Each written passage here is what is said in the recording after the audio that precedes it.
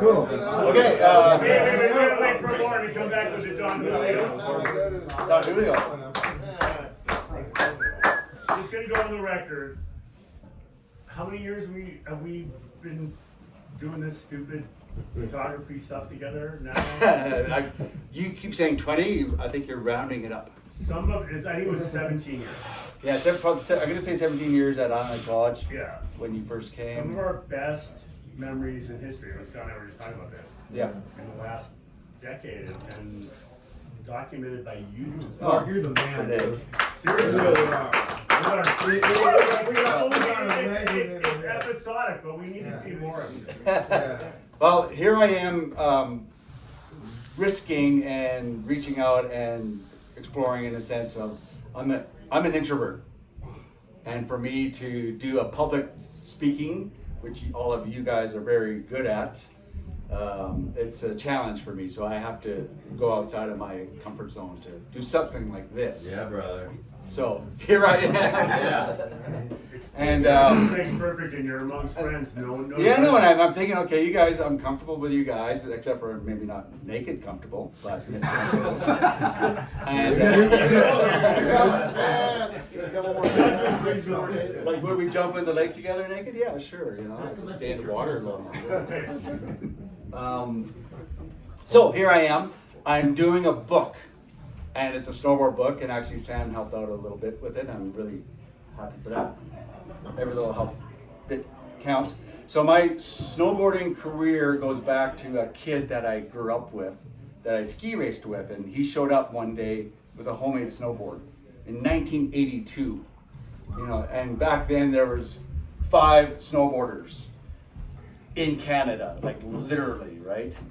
And so that was a big direction change for me. I was a young photographer, and I was trying, just trying to do my thing. It was very early on. How old were you in 1982?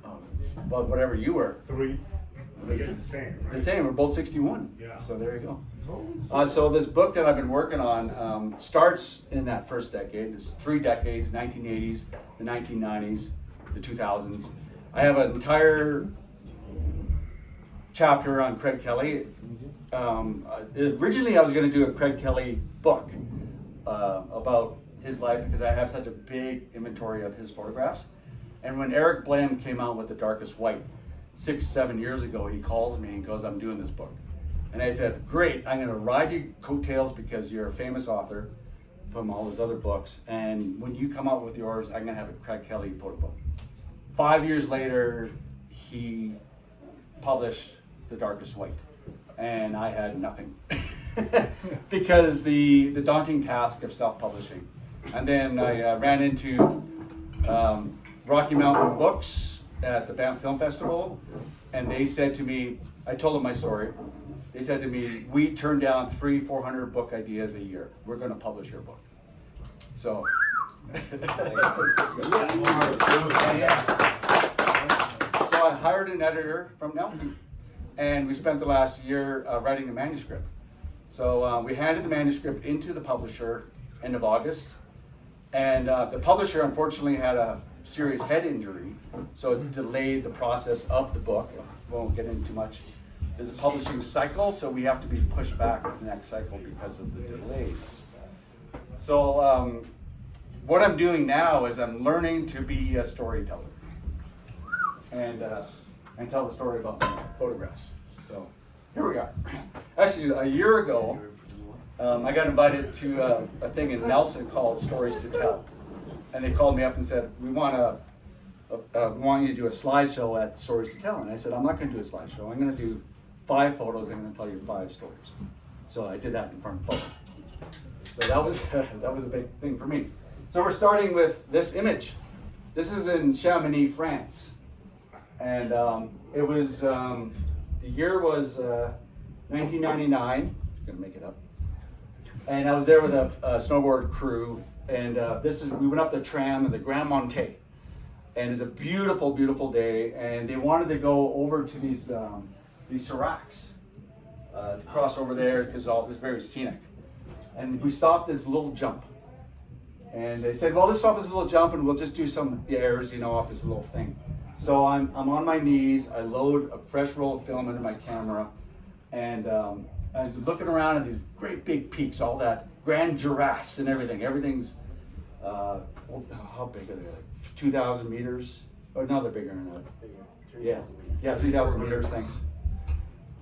And I'm just sitting there and going, what a beautiful day. And I'm looking at this big hanging snow field above this 1,000-foot cliff. And I see this snow just go like this in complete silence, right? And I'm standing there going, I'm looking at this thing. That's not good. And in the meantime, this group here, I find out later, this is at the beginning for most people to do the hot route, hot route thing. And they start this way, they traverse over, and they're working their way to the lodges. And I see this thing in complete silence peel off this 1,000-foot cliff, and when it hits the bottom, it's like a bomb went off. Just went kaboom, you know? And all these people stopped and they looked. And I'm yelling, avalanche! And I'm like, I don't know what to do. So I started taking pictures. And I took 13 photographs. And they stood there until like the very last minute. And I was like, why aren't they not moving? They should be running for it. As soon as the cloud came in, they started panicking and running away, right? What year was this, Mark? Sorry. 99. Around 99, 2000. Right. No, I'm sorry. Around there. Doesn't matter. So they all started moving away, and one by one, they all disappeared into the clouds. Every one of them. And I thought, well, they're all dead, right? There was this train went through, like it was unbelievable the mass amount that went through there, but they were just on the very edge of it, and the dust engulfed them all, and in a few moments the dust settles and everybody's there, and all these people were yelling at each other in French, and they regathered, and then they kind of got their wits about themselves and they continued their day. Zeros are. And I was standing there with this English guy that he lived there for the season, and I said, did that really just happen? And he looks at me and goes, welcome to Chamonix. That's fucking wild. Nobody died? Yeah. No, and the funny thing, the lead up to that, almost to the day, 25 years later, almost to the day, I get an email, and it's one of these guys. No way. Yeah, and he's like, we were kids. They were a school group doing a multi-day ski touring trip. They were all young teenagers. Wow, Yeah. that's fucking Where did wild. they didn't You know, look at this guy. Yeah, he's fun. Dude, Yeah. yeah, like They all walked away, huh? And 25 years later, he goes, I want a print of that. And I was like, I'll send you a print.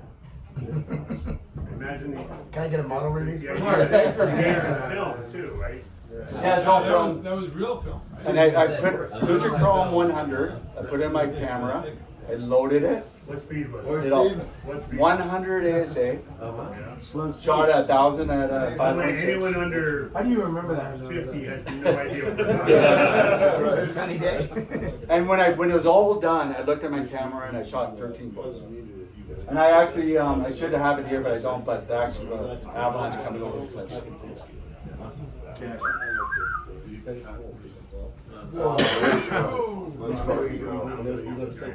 So in the early days, it was the very beginning.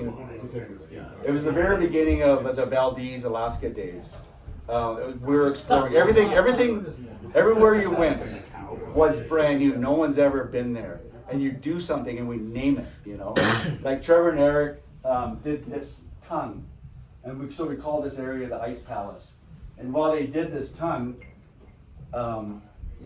Chet Simmons, this legendary pilot, picked them up on the pontoons. But let me go back a little bit.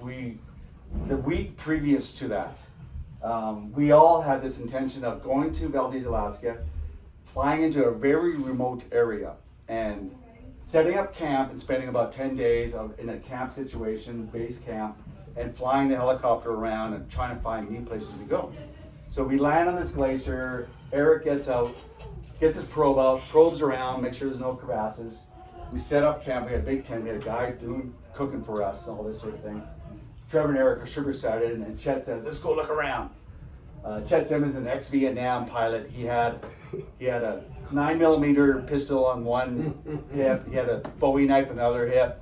His safety speech was, "Okay, guys, when we land on the ridge, if anything goes wrong, I'm gonna pull back, okay? Everybody grab the fucking machine. Everybody fucking dies, okay? I come back in the spring and go through your pockets." Gents, how are you? And you'd be around behind the AFCO trailer taking a piss, and he'd sneak up behind you with his gun. And go, boom, boom, boom, look out for the snake. You know, and you're like, holy fuck. Anyway, he was great. Like it was the early days, and he had his Vietnam pilot friends in Alaska, and we were doing crazy shit. And it was very intense, you know. This looks like that crazy. And so to relieve our energy, all his buddies would show up in this massive Pontiac with the big trunks, you know, where you hide like dead people over there. And they open it up, and there'd be machine guns in there and bottles of whiskey, and we just sit there and drink whiskey and shoot automatic weapons. Sit on the pontoons of the helicopter and shoot the hell out of empty bottles. But anyway, so we're setting up this camp, and so Eric and Trevor and Chet go do a recon. No one's been in this area skiing. And they come back with big smiles on their faces, and they said, "We found this peak. It's like standing alone, massive peak, 50-degree slopes on all sides, goes up to this beautiful teepee type point. And it's an unnamed peak, and they're like, we gotta ski this thing. We're gonna be first descents." Eric and Trevor are super famous ski mountaineers. They've done Waddington Range, they've done all kinds of first descents all over the world. What's that? Eric Peyoda, yeah, and Trevor Peterson. Yeah. So they come back and they're like, "We got one problem here, is the peak is so small." Chet Simmons always liked his Jet Ranger. They're like Volkswagens of the sky. There's no power. He liked his pontoons for some reason. I don't know. I don't understand. One always would leak because they're full of air. So he kind of flopped around like an old lady's boobs in a convertible all the time. Just like, you know. And when you land on a ridge, he would land and it would toboggan away, you know. And he'd be like, "Oh, let me get this out," and then he'd turn around and kind of try to land it. And anyway, so we're talking about, well, we can't land the Jet Ranger because of the elevations, and you can't just put it down on there. Like, he doesn't have the power to do it, right? And Chet's like, "You know what? If you don't have to get out of the helicopter, I don't have to land." And Trevor and Eric's like, "Well, what do you mean?" It's like, "Well, why don't you just sit outside of the helicopter, and I'll go up to the peak, and then when I pull up to the peak, you guys just jump off." That was Chet's idea, right? Kind of makes sense. And the slopes are 4,000 vertical on all sides of this thing, so the weak little Jet Ranger does circles 4,000 feet off the deck. They pulled up to this unnamed peak, and when they came up to it, Trevor and Eric are sitting on their skis like they are here. I was gonna say, where are they? I mean, Oh, actually, no. What happened this time? Because this is a week later, and they did this. So after the Mark, they are harnessed in, right? no, there's no harness. No. There's no harness. No, you don't. Dumb question. But They're fucking cowboys, Keith. I got a question. Why would they They're cowboys. Come on. Listening to the story. Are you listening? No. So they do the peak, right? They jump onto the peak. They do it. It gets in the film. We get back to camp, and so they said, "What do you want to name the peak?" Pontoon Peak. And you guys know the pontoon skis out on the garage. Yeah, for sure. Wow, that's deep. Pontoon Peak. So after that, we were shooting a bunch of other stuff in the Valdez area. Thompson Pass around Valdez. And so we decided, like, why even get in the helicopter anymore? So this is like, every time we did something like this, they just jump on the pontoons. So it turned into a bit of a thing. So that's the Pontoon Peak became very famous because of this. Was this is a film pick? Yep. But Yeah. from where? Where do you take this from? Oh, in this particular case, this is after we named Pontoon Peak. There's a ridge, and we're standing on a ridge, and they flew up there and did that thing, and then they flew over landed on this little saddle that we're shooting from, just across the way. It looks like you're very close, Mark. Yeah, they were coming to where I was. What were you shooting with back there? That was a 70-200, Yeah. like a long lens. They landed, and I was like, that looks like fun. And Chet's like, let's go. So they got off, and I got on. And so then they took me all around those mountains there, and I sat on the On the pontoon. back mountain. Yeah, we just hang on. And then Eric Paola did a podcast recently. Hard. He did a podcast recently. He says, I've got my pilot's license now. I got a Cessna. And he goes, I understand wind turbulence now. And he goes, I would never do that again. Right, seriously. Just get Was that your first drone that took that picture? bump into that right there. I know. How many years ago was it? So this is kind of an iconic image of Craig, in a sense, because I used to live in this house in Fernie. There's a 10 acre parcel, and we had a helicopter pilot that lived down the street, Jimmy. And this is before cell phones and all that. We dial the phone, call up Jimmy. Hey Jimmy, come over. So he could hear him down the street firing up. He had a jet ranger too, and He flew over the. and he'd fly over to my house, right, and land in the yard, and we'd come out of the front door with coffee cups and a topo map, you know, and let's see. That's Jimmy there. That's my house. We couldn't get to the house in the winter times because we didn't want to pay money for the plow, so we just park in town and then snowmobile up to the house. And so we all, like, Craig was always there. Craig lived in my house for a couple of winters. Jason Ford was always there with me. And so we'd call up Jimmy and say, come on over, and we'd fly, and he goes, and he'd land, he'd come over, we go over to the helicopter, and we get inside, and he'd be like, where do you want to go? And we have a top on, we go, let's go here, right? So one day, Jimmy wasn't available. This is where the story changes. And he says, oh, there's a young pilot named Mark in Cranbrook will come over and pick you up. So, okay, whatever. So he comes over, this young rookie, lands, and he didn't have a lot of hours. And we said, let's go over to the Three Sisters. There's a saddle over there.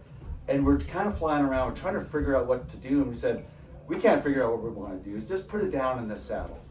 And Mark's like, okay. So he goes up to the saddle, and he goes buzzing by. And, oh, a little side wind, I'm going to turn around. And he tries to do it again. He goes buzzing by again. It's like, dude, you're not even trying to land.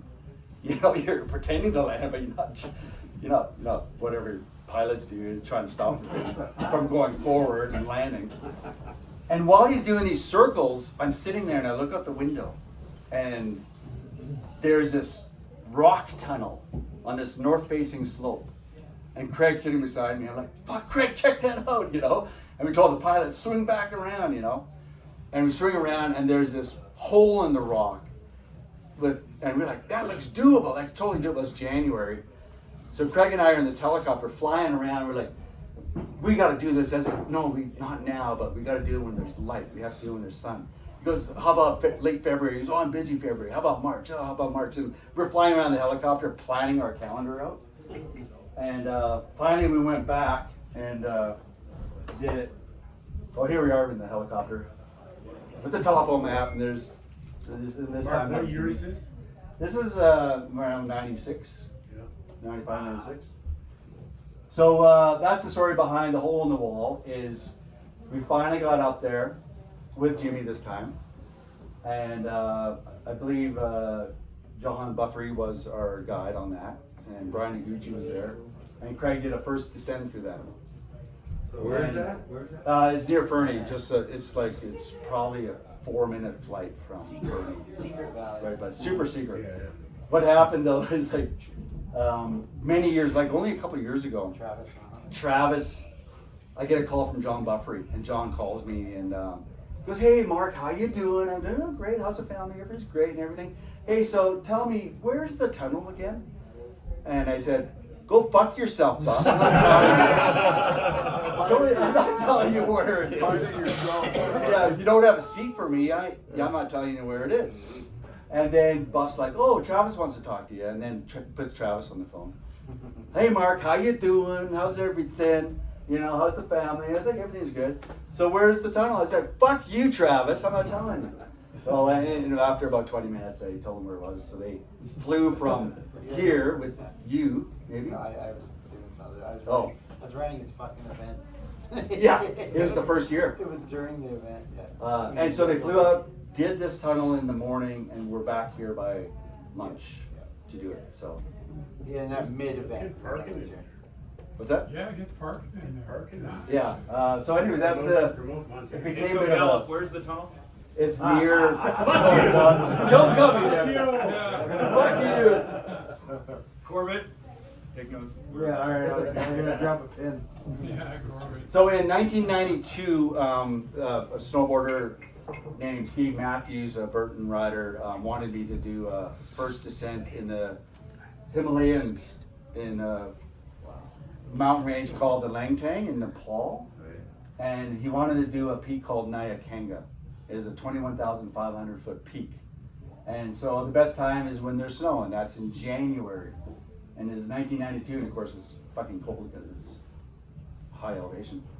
So this is a bit of a shorter story where we were working our way up the mountain. They gave us like 18 porters, and we had 2 guides and a cook, and we're moving our way up. It took us a week to get up to elevation and to acclimatize.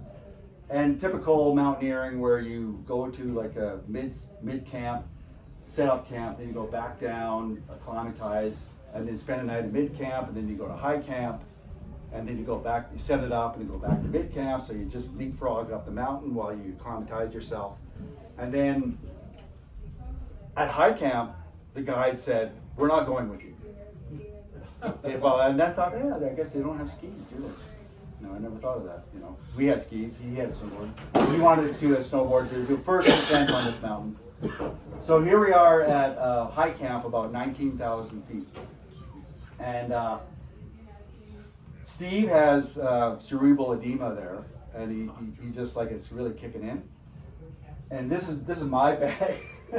Put rocks on it, and there's this massive snowfield, about 1,000 vertical feet of this massive wind-slapped snowfield above us. And I'm like, oh my God, like what are we doing here? And of course we didn't sleep a wink because you got this avalanche slope above you all night. And you're just willing every, snow crystal to hold on to each other, through the night. And then I could hear Terry and Steve talking, and Steve couldn't handle the pain anymore. So we had to get him out of there. And so we descended in the middle of the night from that spot. And in the middle of that night, we went down to our high camp where we thought the guides would be.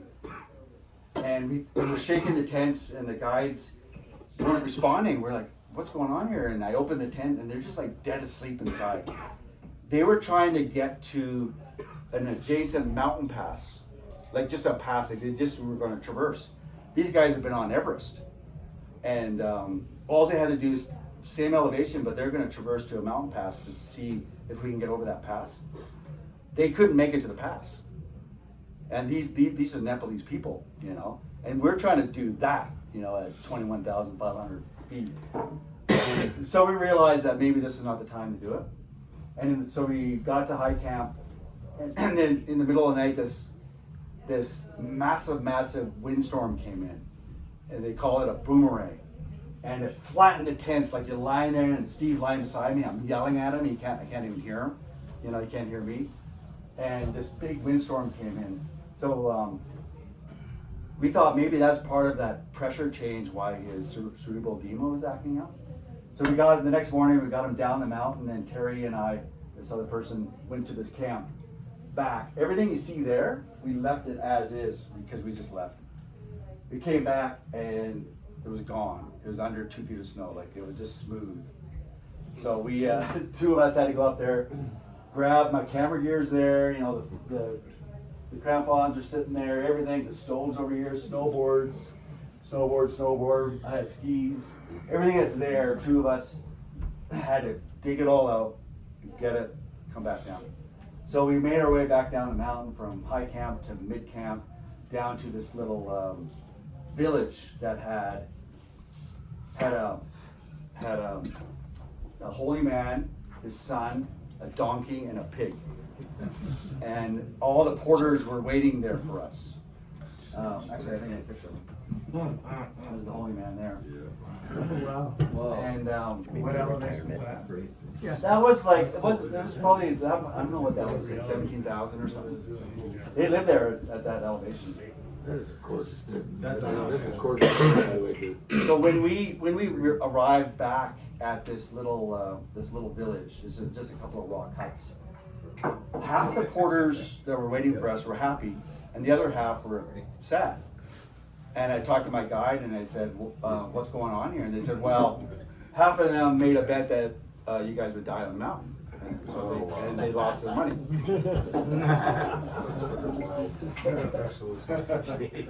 But anyways, That's a beautiful look. That's really good. Unbelievable. That is a gorgeous, gorgeous.